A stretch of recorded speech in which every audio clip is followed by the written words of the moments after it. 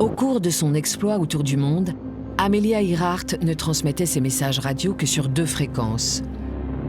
62.10 dans la journée et 31.05 pendant la nuit. Des fréquences que personne d'autre dans cette région du Pacifique n'est censé utiliser.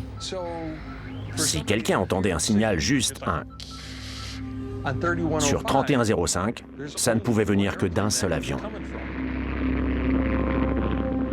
Le vendredi 2 juillet, l'avion d'Amelia se dirige vers l'île Howland. Quelques heures après sa disparition, ces fréquences sont détectées par une source inattendue. Pan American Airways, qui commence tout juste à transporter des passagers entre les différentes îles du Pacifique Nord. Et à chacune de ces escales, les avions étaient guidés par des stations de radionavigation. Les stations de la Pan Am règlent leur radiocompas sur la fréquence d'Amelia et détectent des signaux. En supposant que l'avion n'était plus en mesure de voler, ces signaux provenaient nécessairement d'une terre émergée. Il s'est posé et il est en état de marche parce que le moteur doit tourner pour recharger la batterie qui alimente la radio. La Pan Am transmet ces signaux à la Navy qui reporte les relèvements sur cette carte dont Rick Gillespie a fait l'acquisition. On peut voir qu'un des relèvements effectués à Makapu, à Hawaï, indique cette direction.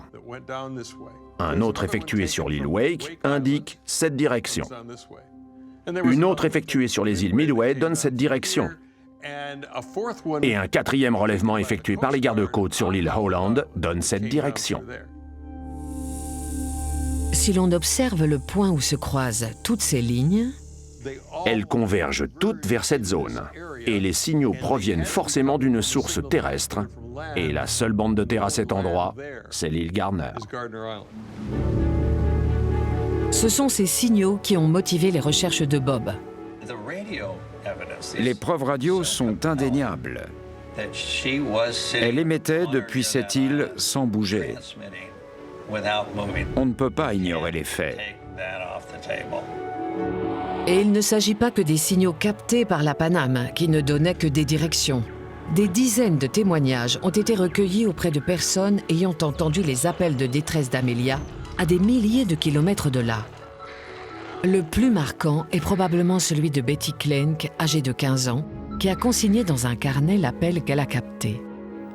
Cette jeune fille de Saint-Pétersbourg, en Floride, était assise devant sa petite radio amateur pour laquelle son père avait fabriqué une immense antenne. Elle s'installait devant son poste et parcourait les ondes. Elle notait les paroles de ses chansons préférées, dessinait des cow-boys et des femmes au look de star. Et soudain, elle entend une voix qui dit « Ici, Amelia Earhart, s'il vous plaît, aidez-moi ». Et elle commence à noter ce qu'elle entend. Aidez-moi, l'eau monte. Elle écrit le mot Howland et décrit un homme qui semble blessé.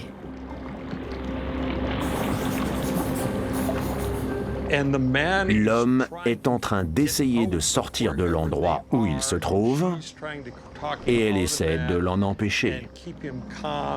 Rick pense qu'il s'agit de Fred Noonan. Ça ressemble à la transcription d'un appel aux urgences que l'on pourrait lire aujourd'hui. Au fil du texte, elle inscrit plusieurs fois les lettres N-Y. Je lui ai posé la question. J'ai dit « Betty, pourquoi N-Y » Elle m'a répondu « C'est New York City, c'est comme ça que je l'écris. » Et l'épave qui se trouve sur l'île est le navire britannique Norwich City. Norwich City, New York City. Il y a 80 ans, le Norwich City était encore largement intact. J'en ai des frissons dans le dos. Et Betty n'est pas la seule à avoir entendu ce genre de message.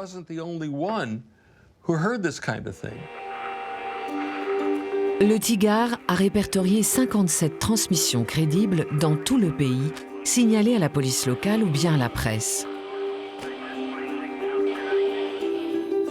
Il a ensuite été plus loin en comparant les heures auxquelles elles ont été captées avec les horaires des marées sur l'île au même moment. Tous les appels ont été lancés à marée basse, le seul moment où Amelia pouvait faire tourner ses moteurs pour utiliser sa radio. Quand on compare les horaires des marées de l'île avec ces messages, Waouh, c'est sacrément convaincant.